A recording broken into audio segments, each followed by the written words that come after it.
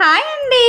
అసలైన మసాలాతో చిక్కడి చేపల పులుసుని సింపుల్‌గా, టేస్టీగా ఎలా ప్రిపేర్ చేసుకోవాలో ఇప్పుడు చూసేద్దాం. ముందుగా కేజీ చేపల్ని తీసుకొని ఉప్పు, నిమ్మరసం, పసుపు వేసుకొని 2 సార్లు శుభ్రంగా కడుక్కొని పక్కన పెట్టుకోండి. మసాలా కోసం 3 ఇలాచీలు, టీ స్పూన్ మెంతులు, 2 టీ స్పూన్ల ధనియాలు, టీ స్పూన్ జీలకర్ర, ఇంచు దాల్చిన చెక్క, 10 లవంగాలు, హాఫ్ టీ స్పూన్ షాజీరా, ఒక బిర్యానాకు.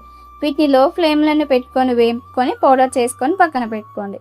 3 టేబుల్ స్పూన్ల ఆయిల్ వేసుకొని ఉల్లిగడ్డ, పచ్చిమిర్చి వేసుకొని ఉల్లిగడ్డ హాఫ్ మగ్గిన తర్వాత 2 రెబ్బల కరివేపాకును వేసుకోండి. కరివేపాకు వేగిన తర్వాత టీ స్పూన్ అల్లం పేస్ట్, హాఫ్ టీ స్పూన్ పసుపు వేసుకొని అల్లం పచ్చివాసన పోయేంత వరకు ఉంచుకోవాలి. అల్లం వేగిన తర్వాత ఆనియన్ పేస్ట్, టమాటా పేస్ట్ వేసుకొని పచ్చివాసన పోయి ఆయిల్ సపరేట్ అయ్యేంత వరకు లో ఫ్లేమ్ మీదనే 5 మినిట్స్ ఉంచుకోవాలి.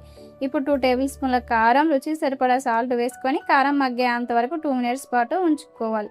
కారం మగ్గిన తర్వాత చింతపండు పులుసు 2 పెద్ద గ్లాసుల వాటర్ని పోసుకొని పులుసు మరిగేంత వరకు ఉంచుకోవాలి. ఇలా పులుసు మరుగుతున్నప్పుడు చేప ముక్కల్ని వేసేసుకొని మంటను మీడియం ఫ్లేమ్ మీద పెట్టుకొని 5 మినిట్స్ పాటు ఉంచుకోవాలి. 5 మినిట్స్ తర్వాత మనం ముందుగానే ప్రిపేర్ చేసి పెట్టుకున్న మసాలాను వేసుకొని గంట పెట్టకుండా ఏదైనా క్లాత్తో మీకు చూపిస్తున్న విధంగా ఇలా అనుకొని 2 నిమిషాల పాటు ఉంచుకోవాలి. 2 నిమిషాల తర్వాత ఇంకా చివరిగా సన్నగా కట్ చేసి పెట్టుకున్న కొత్తిమీర తరుగు వేసేసుకొని సర్వ్ చేసుకోవడమే.